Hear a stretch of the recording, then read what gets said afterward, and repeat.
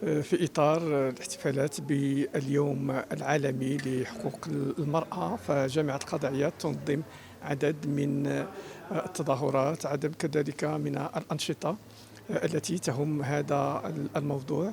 واليوم نتواجد بمركز أو مجمع الابتكار، حيث طالبات جامعة القاضي عياض ينظمن أنشطة، يعني مباريات حول الابتكار التكنولوجي في خدمة المرأة. علما أن المواضيع هي مواضيع مهمة جدا، تخص صحة المرأة، تخص كذلك الاستقلالية المالية للمرأة، وتخص عموما يعني ما يمكن المرأة من مواكبة التقدم السوسيو اقتصادي للبلاد، اعتبارا أن جامعة القاضي عياض فعدد يعني نسبة الطلبة أو الطالبات بالجامعة فهي 57% من طلبة الجامعة فهن طالبات، و67% من خريجي الجامعة فهن طالبات، يعني أن الجو العام فهو مواتي مواكب لتطور الفتاة الشابة المغربية داخل الجامعة. وهذا كذلك النهم نحو العلم، نحو المعرفة، نحو يعني الأخذ من الدبلومات الجامعية العليا، فهو اليوم يتوفر داخل الجامعة. والطالبات والفتاة المغربية الشابة المغربية أبانت عن مقومات كبيرة جدا، أبانت عن تفوق كبير جدا، علما أن في يعني المؤسسات ذات الاستقطاب المحدود، فمثلا بكلية الطب يبلغ عدد الطالبات 70% من في المدرسة العليا للمدرسة يعني العليا للأساتذة، فعدد الطالبات يبلغ كذلك 65%. يعني أن يعني الشابات اليوم فهن على علم بما ينتظرهن من مستقبل زاهر، ويضعن كذلك أيديهن على وكل مقوماتهن العلمية والفكرية والمدنية لتطور المغرب. دائما نطمح أن خريجات الجامعة يواكبن هذا التطور الاقتصادي والاجتماعي للبلاد، وأننا دائما ننطلق من حسن إلى أحسن بفضل هؤلاء الشباب المغربي، وخاصة الشابات المغربيات. شكرا جزيلا. قاضي عياض اليوم احنا متواجدين رحاب مجمع الابتكار اللي تابع جامعة القاضي عياض، اللي كينظموا فيه واحد اليوم للاحتفال بحقوق المرأة. اليوم لهذا تحت عنوان فامتك هاكاطون، اللي هو ديديي مخصص بأنشطة عندها علاقة بالنوح. هذا النادي اللي كان عنده هذه البادرة، هذا أول إديسيون كتصوب اليوم، وكنت من النساء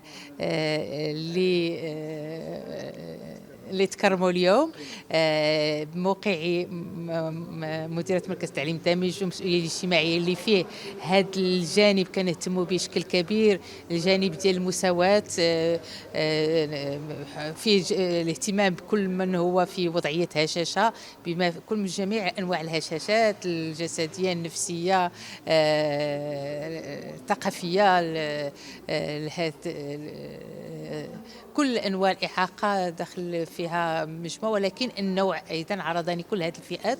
وعندنا واحد المحور كنهتموا به جدا جيد جدا، هو محور النوع، اللي كنطمحوا فيه التحسيس وكل على مساواة بين النساء والرجال داخل الجامعة وخارج الجامعة. هذا المحور اللي بالنسبة لنا أساسي، اللي كجامعة مسؤولة اجتماعيا اللي كيخصنا نعملوا داخل التحسيس داخل الجامعة وخارج الجامعة.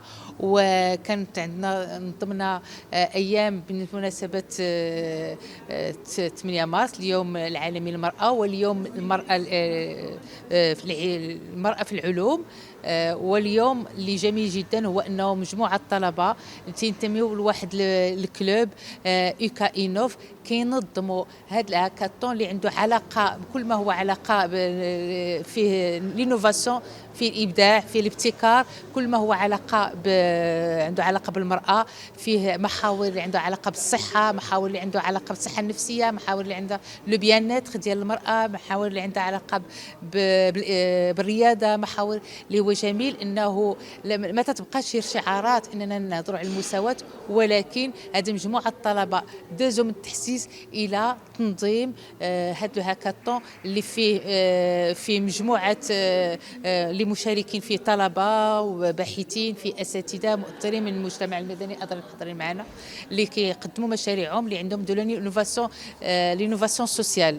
الهاكاطون ديال اليوم فهمتك سي بالانجلي فيميل تكنولوجي، هي التكنولوجي للنساء.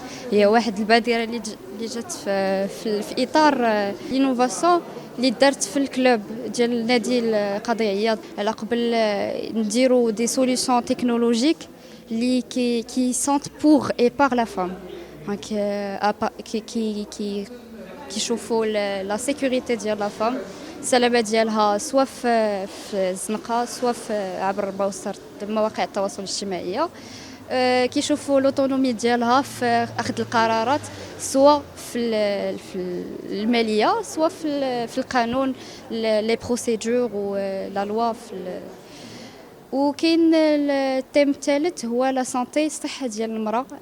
هي راه حنا عارفين بلي لا فام هي واحد الانسان، واحد الكائن اللي فريد، عنده الصحه ديالو شويه فراجيل، خاصنا نديروا لها دي سوليوشن على حلول اللي غادي توافق البنيه ديالها كانسان كجنس لطيف. دونك هادشي بادره اللي جات من الطلبه على ود الطلبه. حنايا فاش حلينا التسجيل في هذا الهاكاطون قلنا غادي نتوشيو غير لي زيتابليسمون اللي حنايا عندنا في الكلوب، ولكن الحمد لله قدرنا انه ناخذوا تسجيل طلبات تسجيل من بزاف ديال من كاع تقريبا كاع المؤسسات ديال الجامعه ديالنا.